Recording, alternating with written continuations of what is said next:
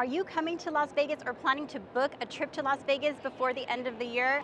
Then you need to watch this video. F1 is back in Las Vegas in 2024, and just like 2023, major construction is required to prepare the F1 track for race day. Now you might ask, well, why do I need to worry about F1? I'm not going to be here during race week. That is not an exit. You need to go back in there. You cannot be out in the street. You cannot walk down the street. So please go back.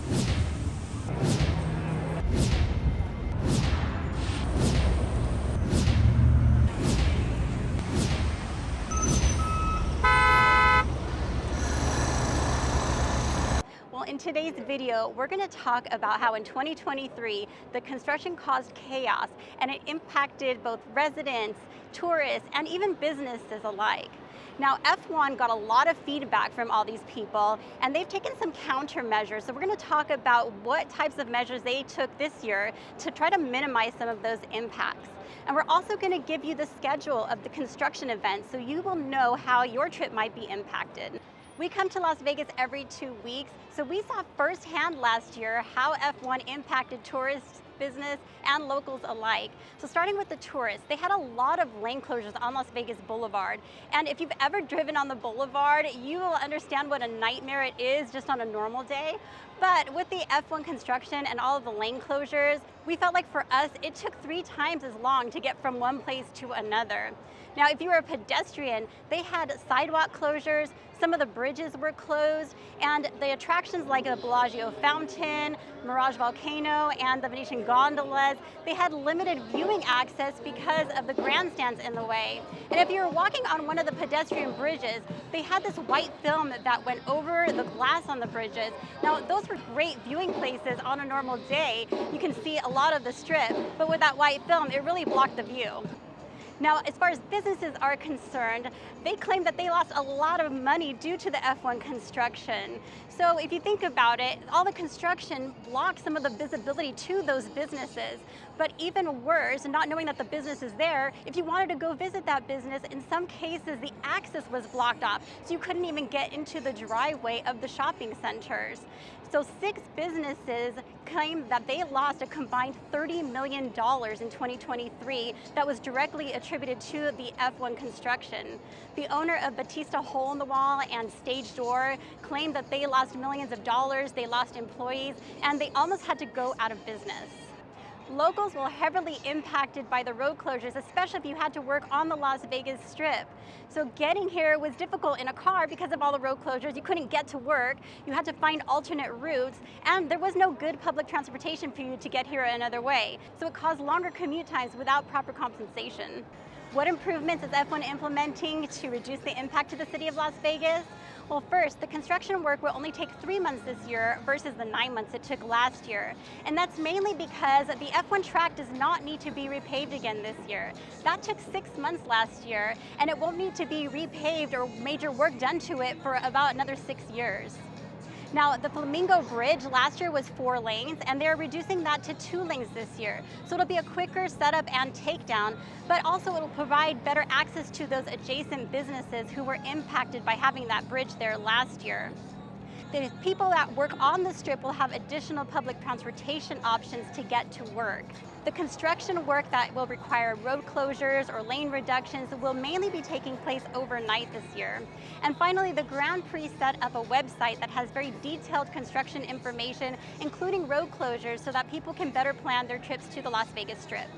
So this next one, it bothers me, and I think it's going to bother a lot of you too, and you'll see why. Now, there are a lot of pedestrian bridges that go right over the Las Vegas Boulevard. You have great views of the Strip. Now, F1 didn't want people to get a free view of the race day, so they put this white film over the bridge glass, and that prevented people from seeing the race. But people came up here anyway. They ripped the film off, they got views of the race, and they had security and city officials that were trying to get people to move. Also on the ground on the sidewalk, there were some areas where people could get a view of the race. And they were trying to get people to move along, but it's not illegal to stand on the sidewalk or on the bridge. But in January of 2024, Clark County officials unanimously approved an ordinance that would prohibit people from stopping or standing on pedestrian bridges or the areas below, like the escalator areas, the elevator areas, without facing a 6-month jail term or up to $1,000 fine. Now, it rubs me the wrong way because I think they're going to use it against people who are trying to catch a glimpse of F1. So this is a good time to throw a plug in the fact that we live stream on Las Vegas Boulevard, and we will be here live on race day. So if you make sure to hit that thumbs up button, hit that like button, and turn on the bell notification, you can check out our future videos on the construction of F1, but also the live stream for that night, because we're going to see if they are going to use that ordinance against people and try to fine or jail people for standing on the bridge and watching the F1 race. There are 6 major areas of construction. You have Harmon, the Paddock, Koval, the Sphere, Sands, and the Strip. Now the Paddock and the Sphere areas, those are on private property, so the impact to you should be minimal, but the rest of the areas will have an impact to your trip. Now, construction started on September 2nd and will continue through race weekend, which is November 21st through the 23rd. And they don't expect to dismantle it until December 23rd, when everything should be getting back to normal. Construction is starting away from the Strip. They're working here on Harmon and Koval currently. And you see the track lighting is going up, the pedestrian and the vehicle bridges are being constructed, and the grandstands are going up on Koval.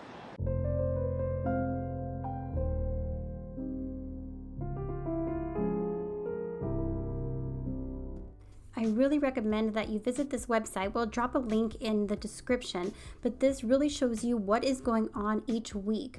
So you can actually go up to the top there and you can click through the different weeks and see what is going on at the time that you are going to be visiting. So if you go to the bottom there, you see all of the different areas and you can see exactly what type of work is going to be done. But you can also take a look at the map to kind of see by color where the areas are and the type of work that will be done. So I went through all of the lists and I'm going to give you some highlights now. On Las Vegas Boulevard, in addition to the sidewalk, 2 lanes will be closed by Bellagio until November 11th. They'll be doing the track light work from October 7th through November 1st. They'll be putting up the track barriers from November 11th through the 15th. I cannot find when the Venetian will be putting in the viewing platform, but when that happens, you won't be able to see the gondolas or the canals outside, but they did it pretty close to the race last year because it wasn't too much construction involved. Of course, race day will happen, then they'll be working on tearing down, and from 11/24 to the 27th, you will have 2 lanes closed 24/7 for that removal. And from December 2nd through the 6th, they will be taking down the track lighting, but that should not impact traffic. The other area that is going to be very impactful is where the Flamingo Bridge is going. So over Koval on Flamingo, from October 13th and 14th, Flamingo eastbound and westbound west of Koval will be closed 24 hours. And then Koval and Flamingo intersection will be closed 24 hours from October 14th through 19th.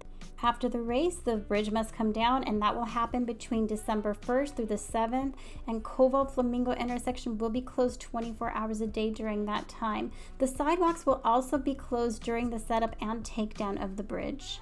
As I mentioned earlier in the video, some areas won't have much impact, such as the Paddock area and the Sphere area as well. Even Sands Avenue doesn't have full closures, so won't be quite as impactful to your stay. If you will be here during a race week, it'll be important for you to know when the track is warm or when it's hot. So if it's warm, that just means that it is open to the public, but there will be some additional barriers and traffic restrictions. When the track is hot, that means it's closed off to the public completely. Here's when you can expect those hot track times. Wednesday from 2 a.m. to 6 a.m., Thursday from 12 a.m. to 5 a.m., and then again from 5 p.m. to midnight. Friday from 12 a.m. to 2 a.m. and then again 5 p.m. to midnight. Saturday, the same thing, 12 a.m. to 2 a.m. and then 5 p.m. to midnight. And then Sunday, after the race is over, the roads will reopen again at 4 a.m.